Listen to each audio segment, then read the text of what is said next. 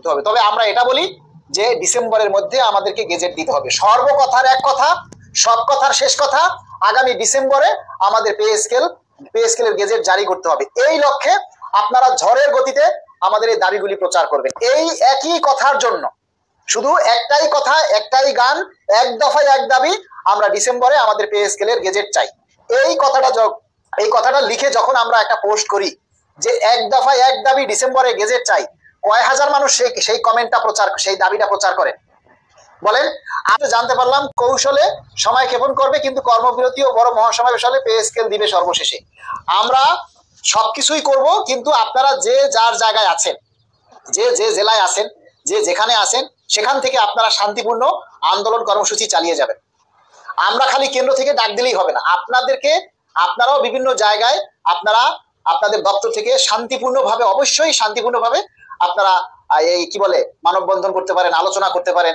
Pay স্কেলের বাস্তবায়নের জন্য আপনারা সবাই ঐক্যবদ্ধ হতে পারেন।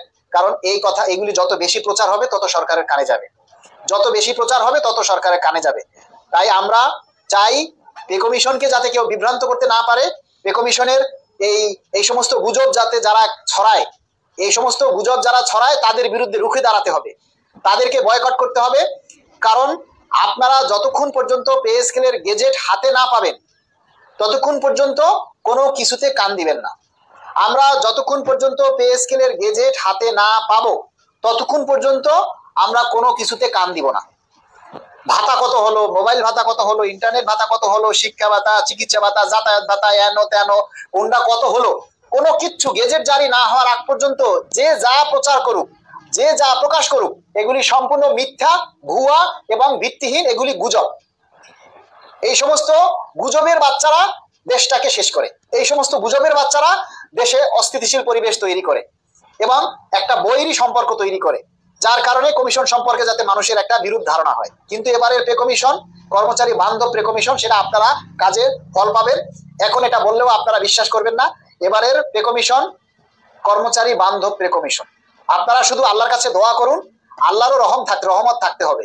আল্লাহ যেদিন চাইবে সেদিনই পে স্কেল হবে। একটা কথা মনে রাখবেন, দুনিয়াতে যা কিছু হোক, আল্লাহর হুকুম ছাড়া গাছের একটা পাতাও নড়ে না ভাই। আমাদের এই পে স্কেল বাস্তবায়নের জন্য স্বয়ং আল্লাহর রহমত থাকতে হবে।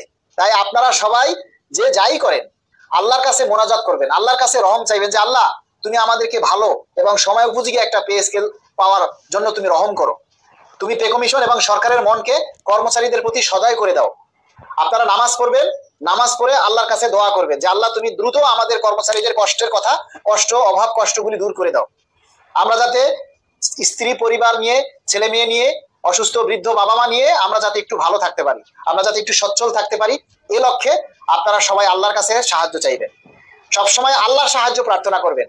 এর সাথে আপনারা আমাদের এই দাবির কথাগুলি প্রচার করবেন। আপনারা যার আইডি থেকে, যার ফেসবুক আইডি থেকে আপনারা প্রতিদিন পোস্ট করবেন পে স্কেল বাস্তবায়নের জন্য। দ্রুত আমরা ডিসেম্বরের মধ্যে পে স্কেলের গেজেট চাই, এই দাবিগুলি সবাই যার ফেসবুক আইডি থেকে আপনারা প্রচার করবেন। কোনো মিথ্যা গুজবে কান দিবেন না, কেউ কোনো মিথ্যা গুজব ছড়াবেন না।